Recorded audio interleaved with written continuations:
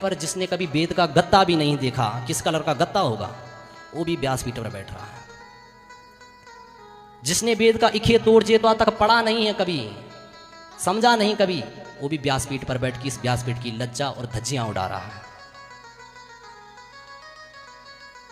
जो ब्राह्मण बालक 12 वर्ष की उम्र में गुरुकुल में चला जाता है, 12 वर्ष की उम्र से गुरुकुल में पढ़ के वेद साहित्य व्याकरण हर चीज का अध्ययन करता है, उसके बाद वो श्रीमद् भागवत महापुराण का अध्ययन करता है, वो तो पानी भर रहा है, कहीं कोई नहीं पूछ रहा है। जिन्होंने 4 भजन अच्छे अच्छे ताल और चाल में नाचते हुए सीख लिए हैं, थोड़ा रोचक रोचक कथाएं सीख ली, कैसे हंसाना है, कैसे चुटकुलेबाजी करनी है, व्यासपीठ पर वही आज व्यास सबसे अच्छा है, और कराने वाले को भी यही अच्छा है।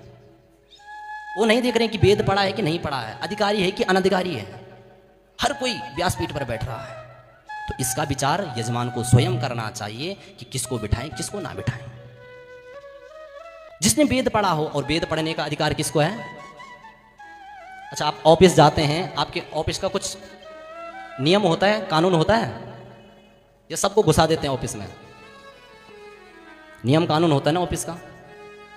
उसी प्रकार से वेद का भी नियम है, किसको पढ़ना चाहिए, कब पढ़ना चाहिए, किस स्थिति में नहीं पढ़ना चाहिए, किस स्थिति में पढ़ना चाहिए।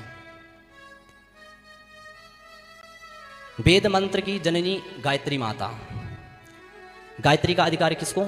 सबको नहीं, 3 वर्ण, वो भी तब जब यज्ञोपवीत हो जाए।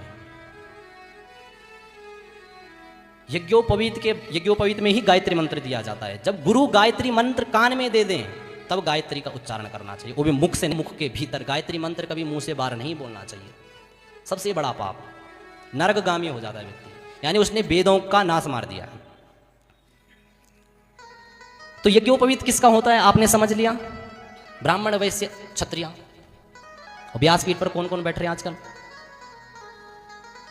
आप सब देख रहे हैं। स्त्रियां व्यासपीठ पर बैठ रही हैं, क्या स्त्रियों को अधिकार है? देखो, यहाँ पे ऊंचता नीचता वाली बात नहीं, स्त्री तो हमारी जननी है, हमको जन्म देने वाली हमारी माँ है। क्या उसको पीछे हर जगह स्त्री को आगे रखा है? मातृदेवो भवा पितृदेवो, उसके बाद पिता कहा है। यहाँ पे अपने को ऊंचा नीचा दिखाने वाली बात नहीं सोचनी चाहिए। कुछ नियम कानून होते हैं, कहीं पर स्त्री को रोका जाता है, कहीं पर पुरुष को रोका जाता है, अमुक कार्य आपके लिए नहीं है, आप मत करो। उसके पीछे का भी कुछ रीज़न होता है, कुछ साइंटिफिक रीज़न होते हैं, कि आध्यात्मिक रीज़न होते हैं। तो जो वेद, जिसका यज्ञोपवीत होगा वही वेद पढ़ेगा, जो वेद पढ़ेगा वही शास्त्र पढ़ेगा, वही समझा पाएगा। तो व्यासपीठ पर जिसने कभी वेद का गत्ता भी नहीं देखा, किस कलर का गत्ता होगा, वो भी व्यासपीठ पर बैठ रहा है। जिसने वेद का इखे तोड़ जेतवा तक पढ़ा नहीं है, कभी समझा नहीं कभी, वो भी व्यासपीठ पर बैठ के इस व्यासपीठ की अधिकारी बनना पड़ता है। तो व्यासपीठ की महिमा बताई, किसको विराजमान करें। उसके बाद कहा, जिसको व्यासपीठ पर बिठाएं उसको भगवान सुखदेव का स्वरूप मानकर उनकी प्रार्थना करें।